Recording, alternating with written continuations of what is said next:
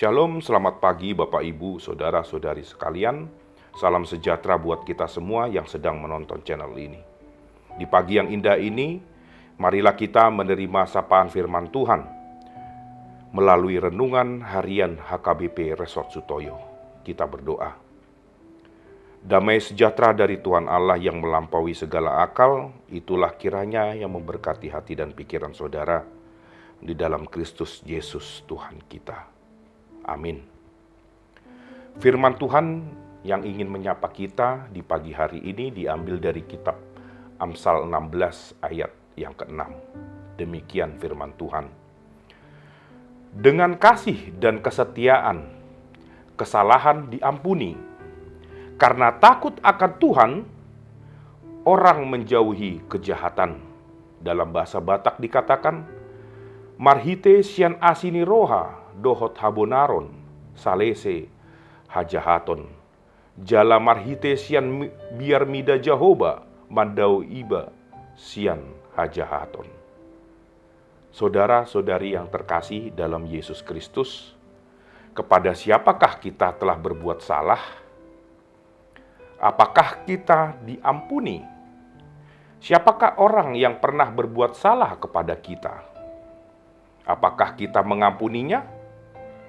Apakah kita pernah melakukan atau diperhadapkan dengan kesalahan yang berulang kali?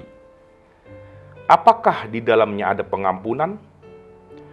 Pertanyaan ini membuka renungan kita di pagi hari ini, karena kita akan berbicara mengenai kesalahan dari dua sisi, yaitu yang mengampuni dan yang berbuat kesalahan atau kejahatan.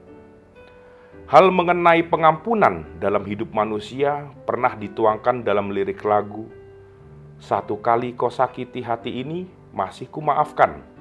Dua kali, masih kumaafkan. Tapi jangan sampai 3 kali."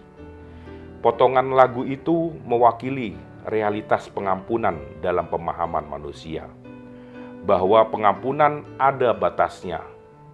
Kesadaran manusia akan keterbatasan dirinya sangat mempengaruhi banyak aspek dalam kehidupan manusia, termasuk pengampunan.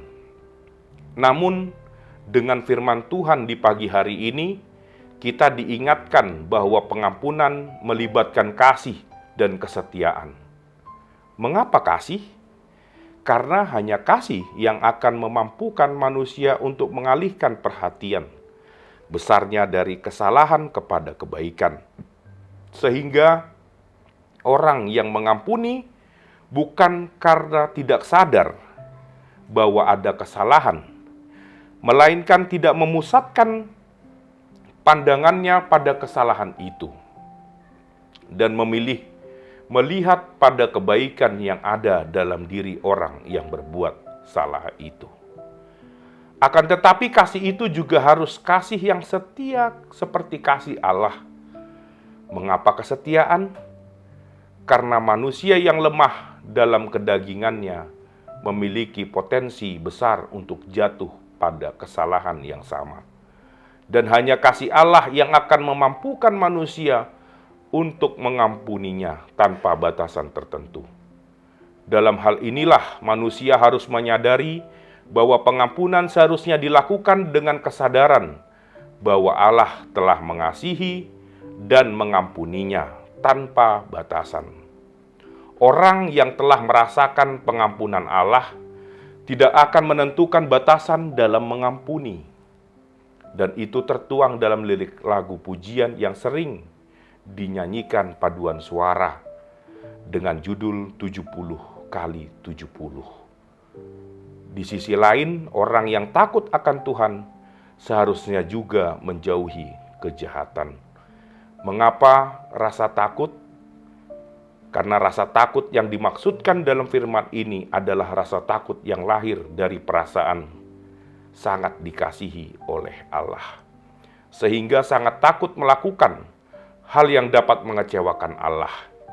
Karena itu penting bagi kita orang percaya untuk senantiasa mengingat bahwa Allah sangat mengasihi kita, agar kita tidak dengan mudahnya melakukan kejahatan dan selalu berupaya untuk menjauhi semua hal yang jahat. layaknya seorang anak yang merasakan kasih yang besar dari orang tuanya, maka pastinya dia akan selalu berupaya untuk membuat orang tuanya bangga dan bahagia dengan perbuatannya.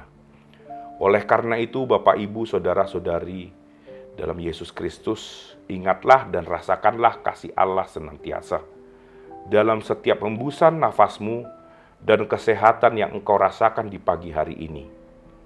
Ingatan dan rasa kasih Allah itu akan memampukan kita untuk mengampuni segala kesalahan yang diperbuat orang lain kepada kita, dan juga memampukan kita kembali menjauhi segala hal yang jahat yang dapat mengecewakan Allah kita.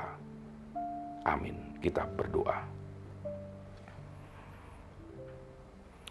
Allah Bapa kami yang penuh kasih setia, kami merasakan kasih-Mu pada pagi hari ini melalui hembusan nafas kehidupan dan kesehatan yang kami miliki. Kasih-Mu itulah yang kami syukuri setiap harinya. Dan karena itu kami selalu ingin membuka hari kami dengan bersekutu dengan-Mu dan mendengar perkataan-Mu.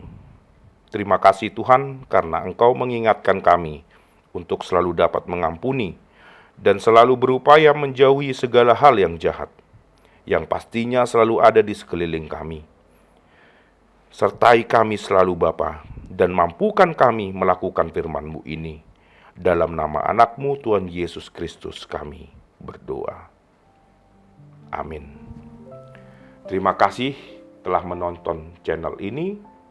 Selamat beraktivitas kembali. Salam sehat buat kita semua. Tuhan Yesus memberkati.